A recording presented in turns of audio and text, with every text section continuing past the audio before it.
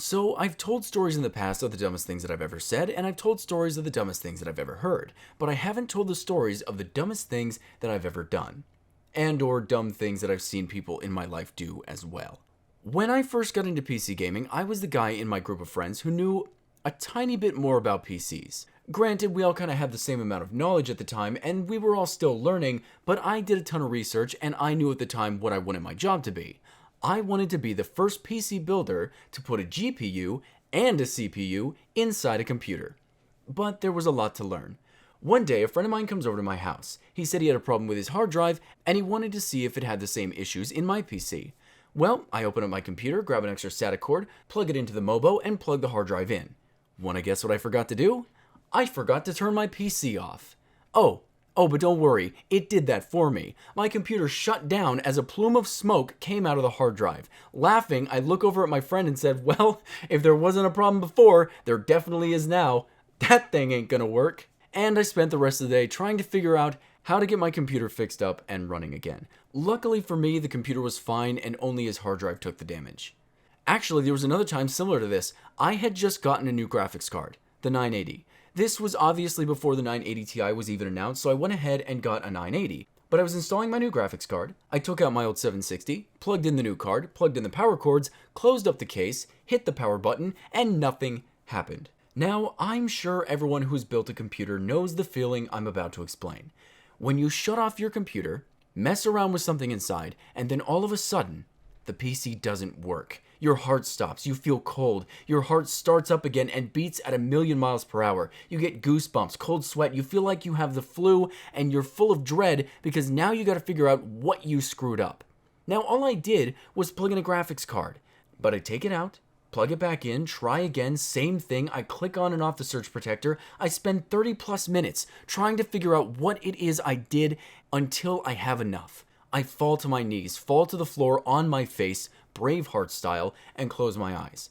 Now, my face is facing the back of the PC at this point, and I kind of just lay there for a few seconds. When I open my eyes, you know what I notice? I unplugged the power supply to move my case away from the wall and never plugged it back in. What kind of idiot forgets to plug the computer back into the wall? This next one is when I first built the PC.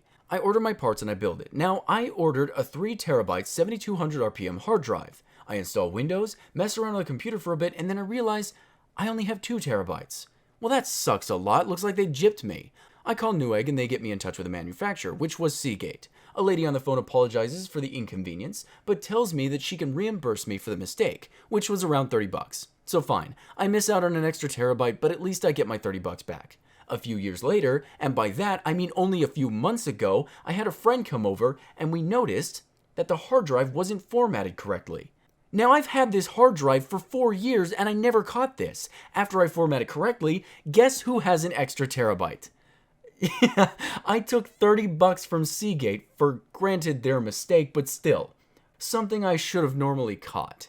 So I'm still very new to this YouTube thing. Though most of the time I'm pretty competent, there are times where I make some really dumb mistakes. 2 of them in particular are worth telling. So I opened up a P.O. box and I did a P.O. unboxing video. At the time, the only person to send me something was a guy named Jonan.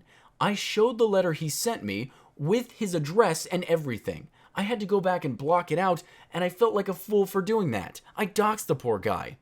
Then came my 50K special. I showed off my car. I showed off my license plates in the original upload. Granted, there isn't a ton of info you can get with plates without a database, but you can report the car stolen just to screw with me, which I'm glad nobody did. I'm just not used to this whole anonymity thing. I tell you guys a lot about me, and maybe I shouldn't feel so comfortable letting so much info out. I just really gotta get used to this don't dox yourself and others crap.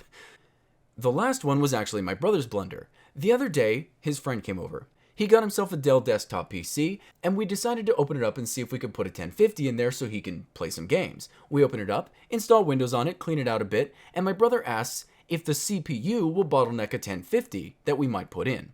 I start looking up the PC specs when my brother says, you know, Barry, I have an extra CPU we can put in this thing. Wait, what? How do you have an extra processor? How do you even know if it'll fit in this socket? He smiles a very confident smile and says, I have an extra one because I got a new processor, and we can at least see if it works. He opens up his closet with vigor, reaches up to the top shelf ecstatically, all the while I'm waiting for the PC to load up the info I want, and boom, my brother holds out in his hand a stock cooler. Can we see if this CPU will fit? I was done.